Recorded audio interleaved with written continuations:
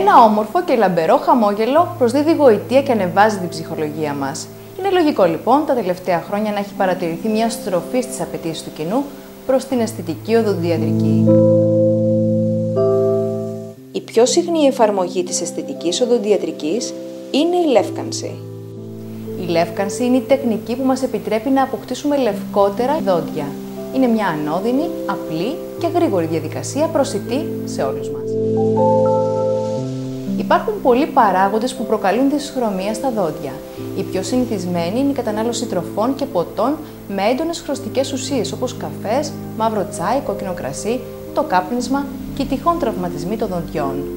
Είναι αυτονόητο ότι με την πάροδο της ηλικίας τα δόντια αποκτούν μια σκουρότερη απόχρωση.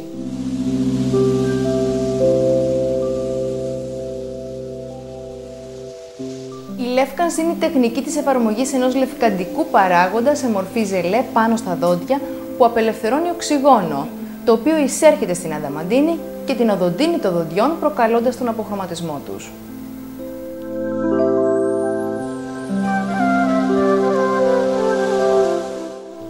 Υπάρχουν δύο τεχνικές λεύκανσης. Η πρώτη γίνεται στο οδοντιατρίο υπό την επίβλεψη του οδοντιάτρου και η δεύτερη στο σπίτι με ειδικούς προκατασκευασμένους νάρθηκες.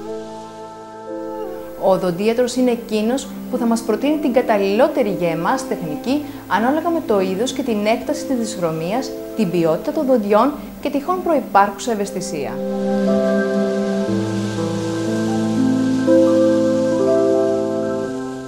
Καταρχήν, ο οδοντίατρος θα απομονώσει τα ούλα γύρω από τα δόντια με ειδικό υλικό ώστε να μην έρθουν σε επαφή με το λευκαντικό παράγοντα. Στη συνέχεια τοποθετεί το λευκαντικό ζελέ πάνω στα δόντια και το αφήνει να ενεργήσει για περίπου 10 έως 30 λεπτά αναλόγως του συστήματος που έχει επιλεγεί. Μετά αφαιρείται το λευκαντικό ζελέ με ειδική αναρρόφηση και στη συνέχεια μπορεί να επαναληφθεί η εφαρμογή για 2 έως και 3 φορές ακόμη. Αφού τελειώσει η διαδικασία, αφαιρείται και πάλι το λευκαντικό και η απομόνωση των ούλων και τα δόντια ξεπλένονται με νερό και αέρα, οπότε και μπορούμε να αξιολογήσουμε το τελικό αποτέλεσμα.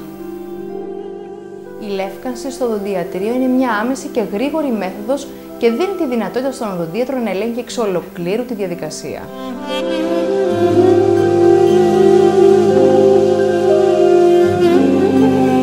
Σε μια πρώτη επίσκεψη, ο οδοντίατρος θα πάρει αποτυπώματα από την πάνω και την κάτω γνάθο, προκειμένου να κατασκευάσει τους ειδικούς νάρθηκες μασελάκια μέσα στους οποίους θα τοποθετηθεί το λευκαντικό ζελέ.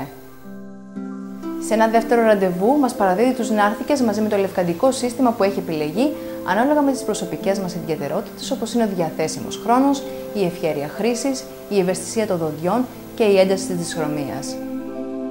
Μας δίνει τις κατάλληλες οδηγίες για τη σωστή χρήση του και μας ενημερώνει για τα ραντεβού επανελέγχου.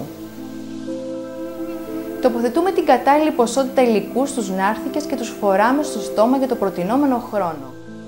Μετά το τέλος της θεραπείας τους αφαιρούμε και πλένουμε καλά τα δόντια και τους νάρθηκες πριν τους αποθηκεύσουμε μέχρι την επόμενη χρήση.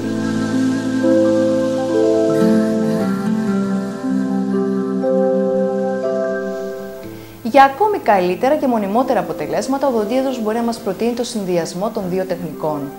Στην περίπτωση αυτή, ο χρόνος εφαρμογής στο σπίτι περιορίζεται σημαντικά, ενώ οι νάρθηκες που μας παραδίδονται μπορούν εύκολα να χρησιμοποιηθούν στις εφαρμογές που προτείνονται για τη συντήρηση του αποτελέσματος της λεύκανσης.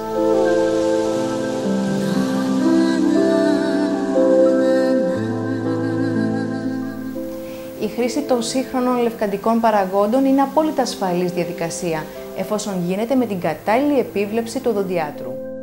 Η συγκέντρωση της δραστικής ουσίας είναι καθορισμένη βάσει ευρωπαϊκών προδιαγραφών, ώστε να μην αποδυναμώνεται η επιφάνεια του σμάλτου. Ας ανανεώσουμε λοιπόν τη διάθεσή μας, δίνοντας τη δυνατότητα στον εαυτό μας να αποκτήσει ένα νεανικό, φωτεινό χαμόγελο.